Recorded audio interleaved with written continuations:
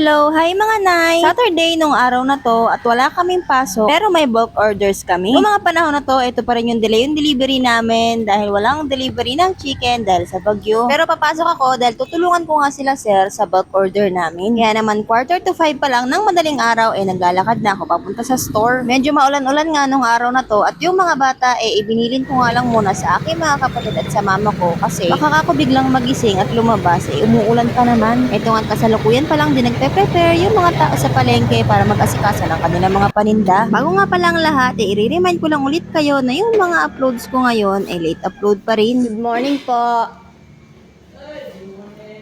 Pasensya na nga pala kung meron kayong naririnig na sasakyan sa background ko kasi dito ako nagvo-voice over sa store ngayon. Wala pa naman ganong bumibili kaya sinasamantala ko na para meron akong upload today. Hindi na tuloy ang pag-voice over ko sa store kaya naman dito sa bahay ang pagtutuloy nito. Hindi tuloy ako nakapag-post kahapon kasi hindi na ako nakapag-voice over dahil hanggang 9 yung duty ko. Anyway, 62 pieces ng roasted chicken yung order sa amin ngayong Sabado. May kumukuha kasi sa amin galing sa factory at pinapa-order din nila to sa mga tao doon. Talagang maulan nung araw na to at buti na lang wala kaming pasok at bulk order nga lang yung pinunta ko dito. Nag-aantay nga rin pala kami ng delivery nung araw na to pero nung 1 PM na umuwi na ako dahil saktong 8 hours na yung ipinasok ko. Sakto nga yun kasi kahit pa paano hindi naman nasayang yung oras ko at meron pa rin ako na ipasok. Buti na lang din nung pauwi na ako hindi na masyadong umuulan. Kasi nga alam niya naman for the lakad lang talaga ang person.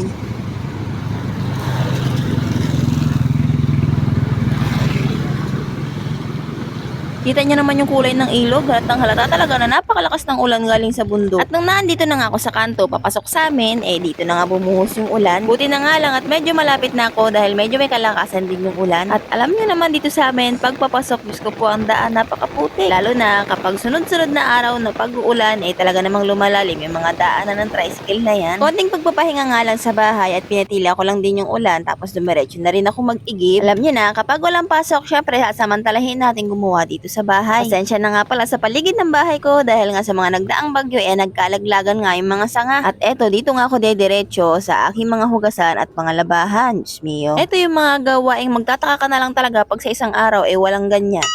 Sa video na to, yung labas namin kung nakikita nyo, wala pa nga din siyang bubong. Kung naaalala nyo, may isang video ako na diba sinauli ko na yung mga hiniram naming yero. Dahil sa hindi pa nga umuwi si Bossing, hindi pa nga naaasikaso itong kusina namin at hindi pa napapalitan ng bubong. Pero soon, makikita nyo sa mga susunod na videos ko, magkakaroon din yan. Yun nga lang, inuuna ko lang itong mga nauna ko na film kasi sayang naman to. Pagkatapos ko maasikaso yun doon sa washing, habang nagpapaikot ako, dito naman nga ako dumiretso sa hugasan. Syempre, kailangan ko ng sandamak makatubig doon, labahan at saka hugasan. Naku po, pagod talagang katabang lupa nito. Pero kahit ganoon, syempre, wala namang ibang gagawa nito, kaya for the go! Ayan, nakikita nyo na ba yung sa ibabaw? Talagang wala talaga siyang bubong. Kaya minamadali ko na nga rin to habang wala pang ulan. Kasi kapag ka umulan ay panigurado, maliligo talaga ako nang wala sa oras. Hindi ko kasi masyadong pinipilit kay kuya to kasi iba talaga yung interest ni kuya. Minsan magkukusa siyang maghugas, minsan mag-aaway muna kami at minsan ako na lang talaga ang gagawa. Nung pasado alas 5 na, pinuspon ko nga muna yung aking paghuhugas at nagbihis muna ng damit dahil nagpadala nga si Bossing. Dinediretso niya lang kasi sa tindahan yung padala niya sa GCash kaya kailangan ko nga din yung kunin. Tapos, diretso na rin akong mamili ng mga pangangailangan namin dito sa bahay at mga groceries para pambaon ng mga bata.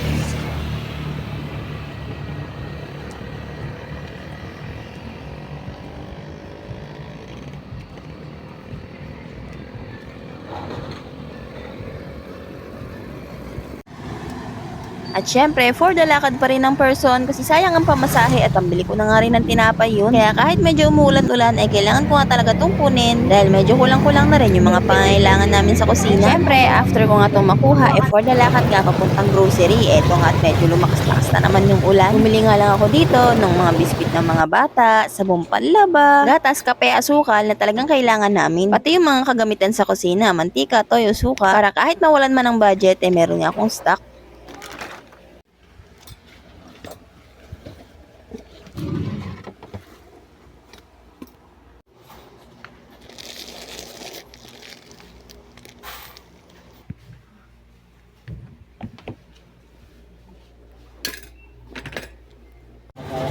At syempre, hindi pwedeng makalimutan ang tinapay ng mga bulinggit dahil maghahanap nga sila. Dumiretso nga rin ako dito sa may ihaw-ihaw para mamili ng pang-ulam namin. Dahil nga kasi medyo maulan-ulan, ay tinatamad na nga akong magluto. Kaya kanin na lang ang lulutuin at eto na yung pinaka-ulam namin. Tricycle na nga rin ako pa uwi kasi bukod sa medyo maulan, medyo mabigat nga rin tong aking daladala. Syempre, hindi ko pwedeng makalimutan yung butane namin kasi ito nga yung ipang luluto namin. Pag wala nito, naku, paano kami magluluto?